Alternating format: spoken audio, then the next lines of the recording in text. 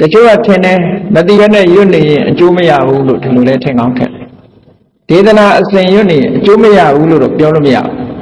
အကျိုးဆိုဒီမှာရွတ်ဖတ်သူရဲ့ intention လို့ခေါ်တယ်သူ့ရဲ့ရည်ရွယ်ချက်ပုံမှာလည်းမူတည်တယ်ရွတ်နေတဲ့အချိန်မှာစိတ်နေသဘောထားတွေပုံမှာလည်းမူတည်တယ်အကျိုးရှိမရှိဆိုတာရွတ်သူနဲ့သက်ဆိုင်တယ်ပို့ပြီးတော့သက်ဆိုင်တရားကြောင့်ဖြစ်တာမဟုတ်ဘူး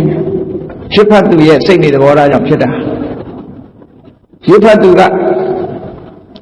ဒီတရားအာယုန်နဲ့မရောက်ဖက်နဲ့ရွတ်နေလို့ရှိရင်တော့လေဒီအကျိုးကဟောဒီပတ်တိဖြစ်လာမှာမဟုတ်ဘူးပေါ့တရားအာယုန်နဲ့စိတ်ကိုတည်ငြိမ်အောင်ထားပြီးရွတ်ရင်တော့အဲ့ဒီစိတ်တည်ငြိမ်မှုရတာဒီပဲလေအကျိုးပဲ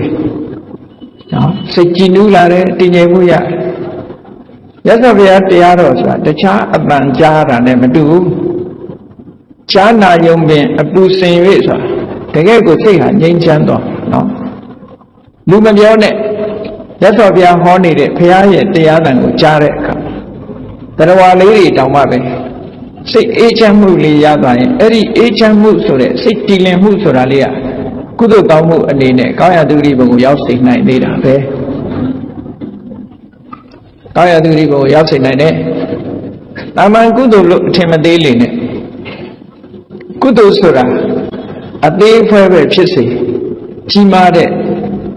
အားကိုးစရာမရှိတဲ့နေရာမှာဆိုရင်ကြီးမားတဲ့အထောက်အကူတွေဖြစ်တယ်။အားလုံးသိကြတယ်အနတ္တအကြောင်း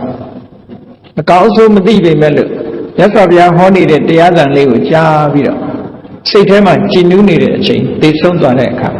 စိတ်ကြည်နူးမှုဆိုတဲ့ဒီကုသိုလ်လေးကနေပြီးတာဝရိန္ဒနတ်ပြည်နတ်သားသွားဖြစ်ရတယ်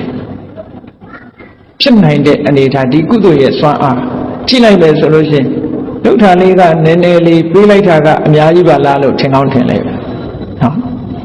မဖြစ်နိုင်ဘူးလို့တောင်ထင်ကောင်းထင်ကြလိုက်မဖြစ်နိုင်တာမရှိဘူးတဲ့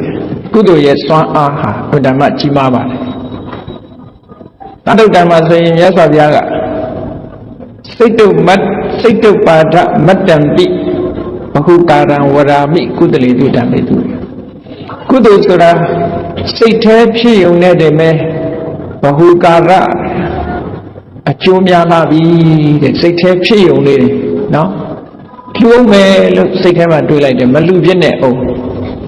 လူအောင်မယ်ဆိုတဲ့အတွေးလေးကိုကမစ္စရိယကိုဖယ်ရှားလိုက်တဲ့အတွေးပဲအဲ့ဒီဟာလေးကလည်းကောင်းကျိုးချမ်းသာတွေပေးနိုင်တယ်ဆိုတာကုလသုတ်တံမှာမြတ်စွာဘုရားဟောတာရှိတယ်လေ